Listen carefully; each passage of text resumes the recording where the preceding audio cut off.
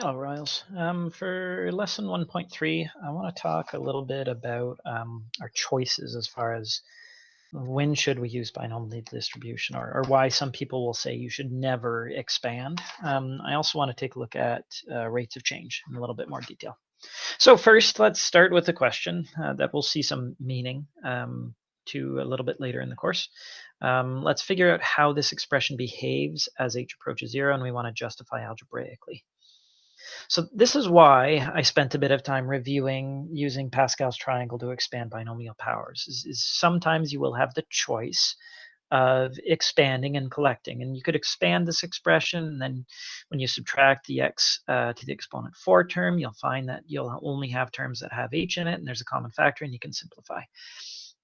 But I kind of feel like I just need to stress again that expanding should be one of your last options. Right? If at all possible, you want to try factoring first. And it's, I think it takes a little bit of discipline because students usually consider expanding easier than factoring. And I think that's because factoring takes a little bit more thought, let's say, than expanding. But I'm going to argue with any student that says that expanding is easier here. So let's try factoring this. I'm going to factor the numerator. I see it as a difference of fourths. Maybe I don't know how to factor a difference of fourths. Let's assume I know how to factor a difference of squares. I'll factor it as a difference of squares. And I can check with distribution so that I make sure I'm not just memorizing a format. This is going to give me, well, let's see, this term times this term, that'd be x plus h squared times x plus h squared. That's x plus h to the exponent 4. Plus x squared, x plus h squared is minus 1 x squared, x plus h squared. That gives me 0 of those terms. And then I'm going to have a minus x to the exponent 4. Cool. Now, this expression right here turns out to be another difference of squares, so I can factor that as another difference of squares. That's going to factor to x plus h minus x times x plus h plus x. Notice I've sort of lost my curved brackets here, downgraded these square brackets into curved brackets, but I guess I could have kept the square brackets and kept those curved brackets, but a curved bracket around x plus h when then I subtract x does nothing for me. A sum of squares isn't going to factor. I know that y equals x squared plus 4 isn't going to have any roots because I know what y equals x squared plus 4 looks like as a curve. I see absolutely no reason to expand this expression. This will make more sense when we have a purpose to this question. I'm trying to figure out how this expression behaves as h approaches 0. I don't want to have to substitute in small values of h, although that's pretty much what we're going to be doing in the second part of this review lesson for rates of change. Yeah, so I'm sure I can see how this expression is going to behave as h gets close to 0. What I'm looking for is a factor of h in the numerator, and you should start to see that happening an awful lot in your homework. Notice the x minus x eliminates, leaving me with a factor of h. Let's show our reader that factor of h. I think I'm just going to collect these x terms there because why not? Again, I don't see any advantage to expanding here and then collecting like terms, especially if I'm going to be seeing what happens as h gets close to 0. So as long as h isn't 0, those two expressions will divide out, assuming that h isn't 0. So I get 2 times x plus h multiplied by x plus h squared plus x squared over 1, sorry. And then the argument, which we'll talk more about when we have the tool called limits, says that as h approaches 0, this expression, I don't know, let's call it the expression above. The expression above approaches. If this gets close to 0, this is going to approach 2x, and this is going to approach, if h approaches 0, x squared plus x squared. Well, how about 2x times 2x squared, or 4x cubed? Or a little bit of algebra there that we're not expected to quite understand why we're doing, but the argument here is that I want you to think very, very hard about factoring before expanding.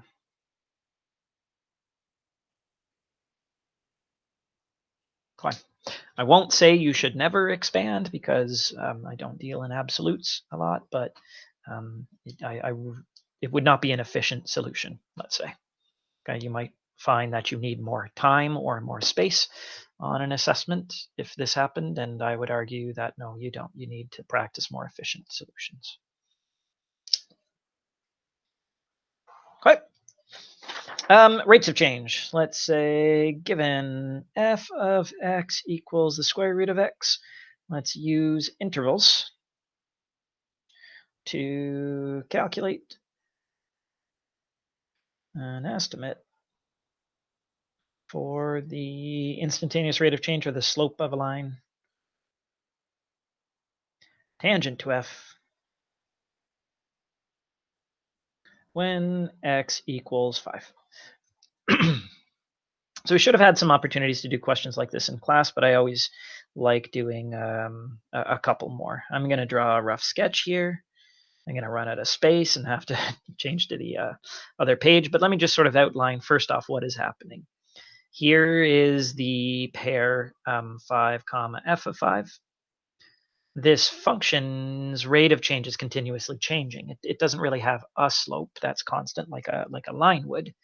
I hope that your grade 11 teacher was picky enough to expect you to draw the curve vertical right at the origin, because if I try calculating an estimate for the rate of change as x approaches 0, I'll find that my rate of change diverges towards positive infinity.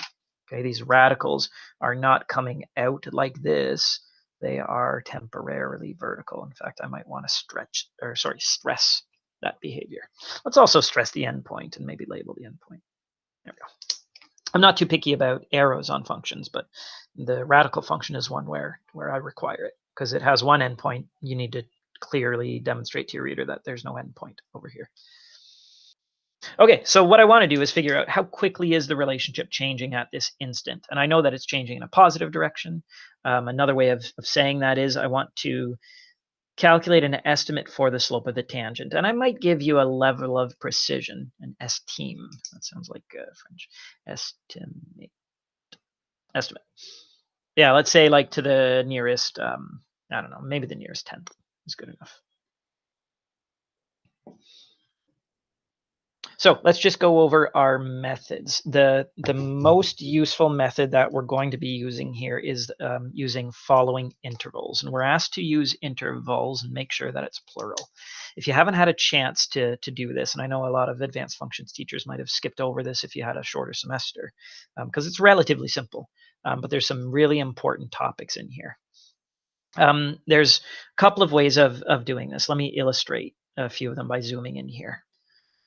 You could use what's called centered intervals. So you're trying to find the rate of change at 5. Let's go a little bit to the left, like 4.9, a little bit to the right, 5.1. Find an estimate for that average rate of change right there. And on most smooth curves, this average rate of change should be very, very close to that instantaneous rate of change. There's this idea that the average rate of change in between here has to equal the instantaneous rate of change in there somewhere over the interval, and it's usually pretty close to in the middle. Still, the argument goes that one calculation, doesn't matter how precise or how small it is, one calculation is never enough. What we're looking for is evidence of convergence. So you would then need to do a smaller centered interval, say from 4.99 to 5.01. And what I don't like about this approach is that it means that I'm going to have to recalculate a bunch of different outputs. That's centered. Alternative approaches include preceding or following intervals, or actually even a combination of the two would probably be best. There are times where a centered interval will mislead you. Like, for example, if you're trying to calculate an instantaneous rate of change across a cusp, centered intervals might suggest to you that the rate of change is 0, and that'd be misleading. In a following interval, you use numbers smaller than your input of interest here, 5. So you'd go like 4.9 to 5 and 4.99 to 5. It works in exactly the same way as, the preceding intervals, in exactly the same way as following intervals. And following intervals is what our method of calculus is going to look like the most. So I'm going to suggest that we stick to that. And here's what we're going to do then. We're going to find an average rate of change, a slope of a secant over a small interval. Choose like a delta x value of, say, 0.1, meaning you're finding the slope from 5 to 5.1 over that interval. Then you make the interval smaller.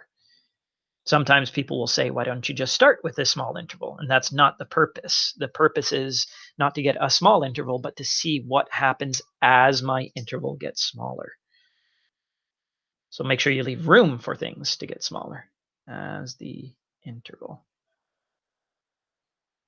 gets smaller. It's a behavior we're looking for. Okay, and again, students sometimes try arguing here and saying, I used a much smaller value and I got the answer in one shot. And my answer is no, you didn't.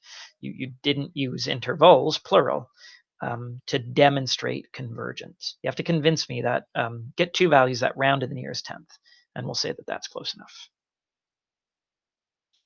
Okay, so let's try it for this function. I think I've picked a function whose rate of change will be an irrational number that you might not recognize. So this is why we need to keep on doing calculations. I am going to calculate the average rate of change from 5 to 5.1. In other words, I'm calculating the slope of the secant from 5 to 5.1, or you could just say you're calculating the slope from inputs of 5 to 5.1. This is an inclusive interval or a closed interval. Using interval notation is a great way of communicating where you're calculating the slope. Just make sure you're telling me something. Announce in some way what you're doing. I'll continue from here. And this is going to be given by f of 5.1 minus f of 5 all over 5.1 minus 5. Okay, there's my delta x. Notice I'm choosing a change in my inputs of 1/10 to begin. I want to start relatively small. I don't think a change of one entire unit is quite going to be small enough here. So I get a little bit of arithmetic here. This is going to be the square root of 5.1 minus the square root of 5 all over 0.1. And it looks strange because you have a numerator converging towards 0, a denominator converging towards 0, but the ratio isn't converging towards 0. I don't think it is. It's possible that it could be. We're in a format where it's difficult to determine what the ratio is converging to.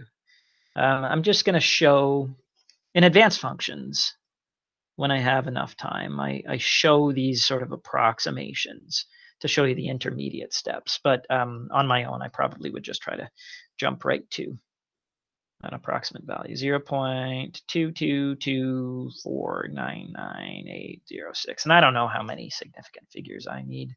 I mean, I was asked to find an answer to the nearest to 2 decimal places, but maybe I want to show you if I can see convergence here.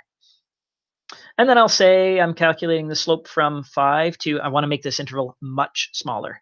So I'm going to go like an order of magnitude smaller, from 5 to 5.01. So this was a difference of 1/10. This is a difference of 1/100th. Okay, it's like 1/10 of this difference. I don't expect you to show your work on every single step here. In my advanced functions courses, I expect students to show their work once and then trust that they know how to use their calculator to get this. I think I might illustrate what's going on here. It won't really be that big of an issue for our course because we're going to find a more efficient way of doing this.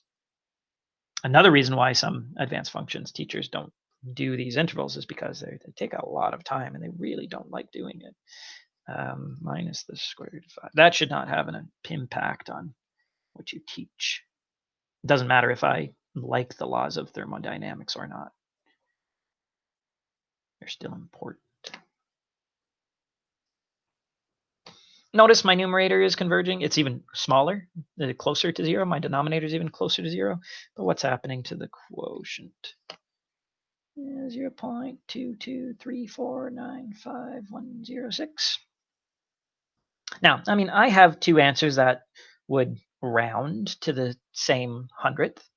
If I wanted to get, let's go back and say I wanted to find answers accurate to the same thousandth, yeah, even both of these would round to the same thousandths, even to the same 10,000th. So I'm feeling pretty confident about my approximation here. If you really don't trust it and you want to see it, you can calculate your rate of change over an even smaller interval. Just to illustrate how easy that'd be in this case, I'd do square root of 5.001 minus the square root of 5 and divide that by 0.001. And I could say I've figured out that the slope from 5 to 5.001 is about 0.223595618. Again, I'm not sure that I see what number this is converging to. I feel like if the rate of change was 0, I would have noticed a significant difference between these. Also, from my familiarity with the function, I'd be surprised if the rate of change was 0 there, right, from my sketch. So what I'm going to do now is lock in my estimation. I'm going to say that the slope of the tangent at the value of 5 is about, it's just an approximation, right? It's about 0.22.